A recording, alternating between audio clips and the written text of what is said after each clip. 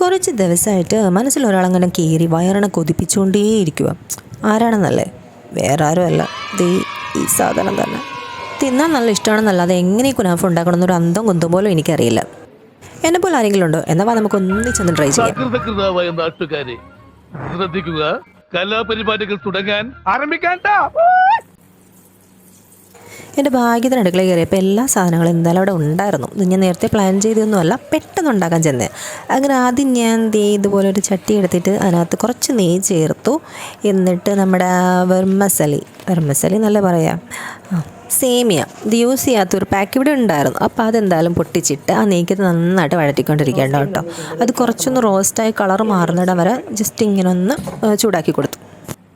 Okay, അത് കഴിയുമ്പോഴത്തേന് വേറൊരു പാത്രത്തിൽ കുറച്ച് പാല് ചൂടാക്കാനായിട്ട് വെക്കണം. ആവശ്യത്തിന് കുറച്ച് ഞാൻ എടുത്തിട്ടുള്ളൂ, കാരണം പാളിപ്പോയാലും ഒന്നും വേസ്റ്റ് ആവണ്ടല്ലോ, ഫസ്റ്റ് ട്രൈ അല്ലേ. എന്നിട്ട് അതിലേക്ക് കുറച്ച് തിളച്ച് വരുമ്പോഴത്തേക്കും നമ്മൾ കോൺഫ്ലെക്സിൻ്റെ പൊടി അതും കൂടെ ഒന്ന് ചേർക്കണം. നേരത്തെ എനിക്ക് എപ്പോഴോ സൂപ്പ് വാങ്ങിച്ച് വെച്ചതിൻ്റെ ബാക്കിയുള്ളതുകൊണ്ട് കറക്റ്റ് ടൈമിന് എന്തായാലും അതും കിട്ടി.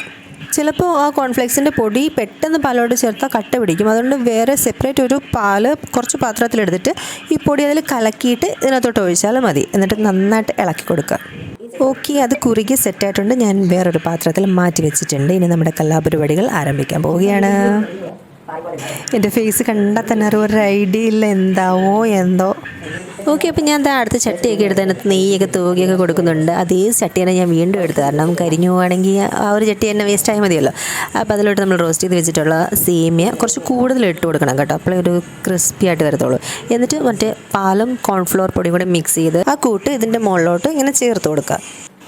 അതൊരുപാട് കൂടണ്ട, കുറച്ചിട്ടാൽ മതി. സെൻറ്ററിൽ തന്നെ ഇടുകയും വേണം കേട്ടോ. അതിനുശേഷം ഇത് ചീസാണ്, ഞാൻ തന്നെ സ്വന്തമായിട്ട് ചെയ്തതാണ്, പിന്നെ എപ്പോഴെങ്കിലും അതിൻ്റെ വീഡിയോ ഇടാം. അതിനുശേഷം വീണ്ടും ആ മിക്സ് ചേർക്കണം. അതിൻ്റെ മുകളിൽ നമ്മൾ റോസ്റ്റ് ചെയ്ത് വെച്ചിരിക്കുന്ന ഫുൾ സേമിയും നന്നായിട്ട് ഇടണം കേട്ടോ, കുറച്ച് കൂടിയാലും കുഴപ്പമൊന്നുമില്ല. ആ ക്രീമും ചീസും നന്നായിട്ട് കവർ ചെയ്യുന്ന രീതിയിൽ ഫുൾ സേമിയ എൻ്റെ മുകളിൽ നമ്മളിങ്ങനെ ഇട്ട് കൊടുക്കണം. എന്നിട്ട് ഇങ്ങനെ ചെറുതായിട്ട് ലൈറ്റായിട്ടൊന്ന് ആക്കിയാൽ മതി. ഒരുപാട് പ്രസ് ചെയ്തതിനകത്തോട്ട് മുക്കിയൊന്നും വെക്കണ്ട.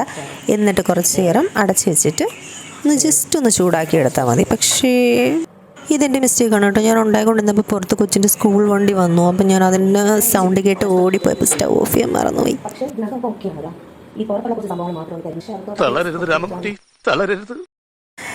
പക്ഷെ കുഴപ്പമൊന്നുമില്ല, ഞാൻ സിമ്മിലിട്ടുന്നത് കാരണം പുറത്തെ നൈസ് കുറച്ച് സേമികൾ മാത്രമേ കരിഞ്ഞു പോയിട്ടാണ് എനിക്ക് തോന്നിയത്. വേറെ എനിക്ക് പ്രശ്നമൊന്നും അങ്ങനെ തോന്നിയില്ല. കുഴഞ്ഞു. ആ മോൾ ഫാം മാത്രം ഇങ്ങനെ കഴിച്ചു നോക്കട്ടെ, എങ്ങനെയുണ്ടെന്ന് എനിക്ക് അറിയാം. ഞാൻ ആദ്യമായിട്ട് ഉണ്ടാക്കാം.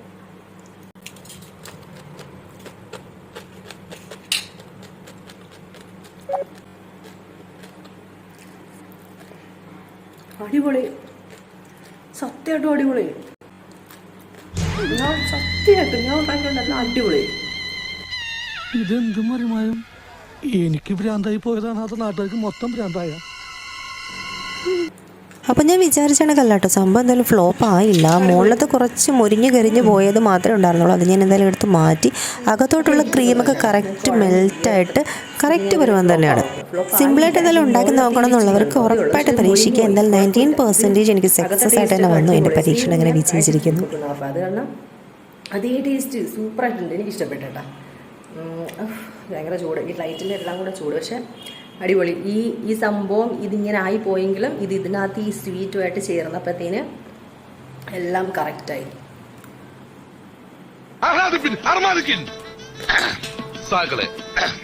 കേരള ഫയർഫോഴ്സിനും ഇവിടുത്തെ നാട്ടുകാർക്കും മണവാളാൻ സൽസിന്റെ പേരിലും എന്റെ വ്യക്തിപരമായ പേരിലും ഞാൻ നന്ദി രേഖപ്പെടുത്തിക്കൊള്ളുന്നു. ക്രിസ്പി ഉണ്ടല്ലോ, എല്ലാം മുറിച്ചിട്ട് ആ സൗണ്ടൊക്കെ ഉണ്ട്. സംബന്ധത്തിൽ അടിപൊളിയായിട്ടുണ്ട്, സംഭവം അടിപൊളിയായിട്ടുണ്ട്. കുഴഞ്ഞു ഞാൻ ഇതിനകത്ത് പണ്ടാറളഞ്ഞു. എന്നാലും കുഴപ്പമില്ല, എനിക്ക് മോളത്ത് ഇങ്ങനെ കരിഞ്ഞു പോയതിന് കുറച്ച് വിഷമം വന്നു. പക്ഷേ ഒരു കുഴപ്പമില്ല, അതും അകത്തെയൊക്കെ കറക്റ്റായിട്ട് ബാലൻസ് ആയിട്ട് പോയി. ഞാൻ